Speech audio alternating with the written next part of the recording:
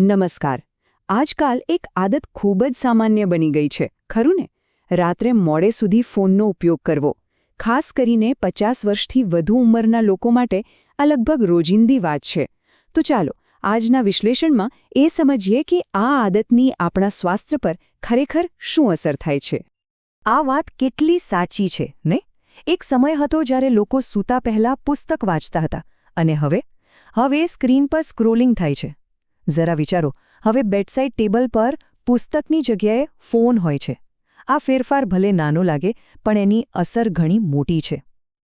આ માટે તો એક મજેદાર શબ્દ પણ બન્યો છે, glow in the dark generation, એટલે કે એવા લોકો જેમના ચહેરા રાત્રે ફોનની રોશનીથી ચમકતા હોય છે. હવે આ શબ્દ સાંભળવામાં ભલે રમૂજી લાગે, પણ તેની પાછળ છુપાયેલી સ્વાસ્થ્યની સમસ્યાઓ ઘણી ગંભીર હોઈ શકે છે. તો સવાલ એ છે કે આ ગ્લો ઇન ધ ડાર્ક આદતની સ્વાસ્થ્ય પર ખરેખર શું અસર થાય છે. હવે આપણે એ મુદ્દા પર આવી રહ્યા છીએ જે સૌથી મહત્વનો છે. મોડી રાત્રે સ્ક્રીન જોવાની અસર યુવાનો કરતાં 50થી વધુ ઉંમરના લોકોના શરીર પર કેમ અલગ અને વધુ ગંભીર હોય છે? જુઓ, વાત એમ છે કે ઉંમર સાથે શરીરમાં કેટલાક કુદરતી ફેરફારો આવે છે. જેમ કે મેલાટોનિન, જે ઊંઘ માટે જરૂરી હોર્મોન છે, એ ઓછું બને છે. આપણી જે શરીરની કુદરતી ઘડિયાળ છે, જે નક્કી કરે છે કે ક્યારે સૂવું અને ક્યારે જાગવું, એ પણ થોડી બદલાઈ છે. આ જ કારણે ફોનમાંથી નીકળતી બ્લુ લાઇટની નકારાત્મક અસર આપણા પર વધારે થાય છે. આ જે બ્લુ લાઇટ છે ને, એને ડિજિટલ કેફીન પણ કહી શકાય. જેમ રાત્રે કોફી પીવાથી ઊંઘ ઉડી જાય, બસ એ જ રીતે આ ડિજિટલ કેફીન આપણા મગજને જાગતું રાખે છે. ભલે પછી સૂવાનો સમય થઈ ગયો હોય, એ મગજને જાણે છેતરે છે અને કહે છે કે હજુ તો દિવસ છે, સૂવાનો સમય નથી થયો. ક્યારે સવારે ઉઠ્યા પછી ગરદન જકડાઈ ગઈ હોય એવું લાગ્યું છે? કે પછી હાથમાં ઝણઝણાટીનો અનુભવ થયો છે? લાંબા સમય સુધી ખોટી રીતે બેસીને ફોન વાપરવાથી શરીરમાં આવી ઘણી સમસ્યાઓ થઈ શકે છે. ગરદનનો દુખાવો, હાથમાં ઝણઝણાટી અને સવારમાં સાંધા જકડાઈ જવા, આ બધા એના સામાન્ય લક્ષણો છે. 60 પાઉન્ડ. હવે આ આંકડો સાંભળીને કદાચ એમ લાગે કે આમાં શું મોટી વાત છે, પણ જો એમ કહેવામાં આવે કે આટલું વજન આપણી ગરદન દરરોજ રાત્રે ઉઠાવે છે તો? આશ્ચર્ય થયું ને? ચાલો સમજીએ કે આ શું છે. જો, જ્યારે આપણું માથું સીધું હોય છે, ત્યારે ગરદન પર લગભગ 12 પાઉન્ડ એટલે કે 5-6 કિલો જેટલો ભાર હોય છે. પણ જેવું આપણે ફોન જોવા માટે માથું નીચે નમાવીએ છીએ, એ ભાર વધીને સીધો 60 પાઉન્ડ એટલે કે લગભગ 27 કિલો જેટલો થઈ જાય છે. વિચારો, આટલું બધું દબાણ ઉંમર સાથે નબળા પડી રહેલા ગરદનના મણકા પરનો ઘસારો વધારે છે અને દુખાવાનું મુખ્ય કારણ બને છે. હવે એક ખૂબ જ મહત્વનો સવાલ. ક્યારે એવો અનુભવ થયો છે કે અંધારામાં ફોન વાપર્યા પછી અચાનક એક આંખે દેખાતું બંધ થઈ ગયું હોય? જો હા, તો ગભરાવાની જરૂર નથી. આની પાછળ એક વૈજ્ઞાનિક કારણ છે જે આપણે હવે સમજીશું. આ ઘટનાને વિજ્ઞાનની ભાષામાં ટ્રાન્ઝિયન્ટ સ્માર્ટફોન બ્લાઇન્ડનેસ કહેવાય છે. એટલે કે ફોનને કારણે થોડીવાર માટે આવતો અંધાપો.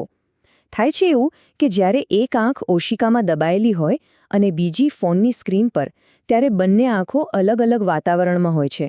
પછી જેવો ફોન બંધ થાય એટલે જે આંખ સ્ક્રીન જોઈ રહી હતી એને અંધારામાં એડજસ્ટ થતાં વાર લાગે છે અને એના કારણે જ થોડીવાર માટે દેખાતું બંધ થઈ શકે છે.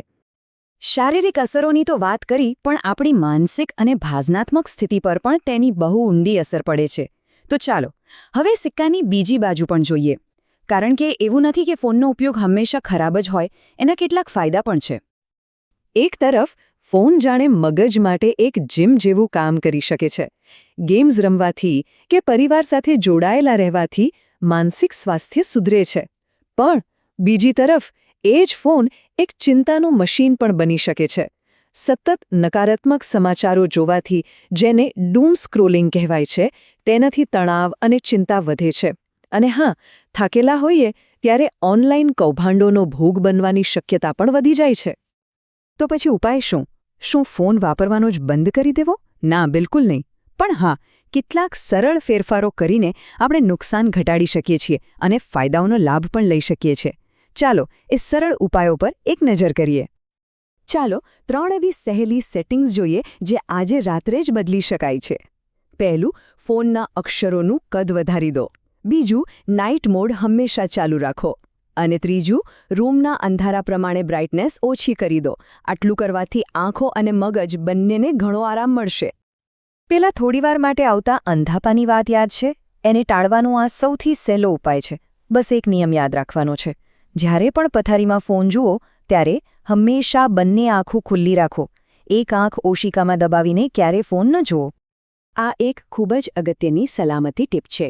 રાત્રે અચાનક પથારીમાંથી ઊભા થઈને જવું જોખમી હોઈ શકે છે, ખાસ કરીને ફોન વાપર્યા પછી. એટલે બાથરૂમ બફર નિયમ પાળો.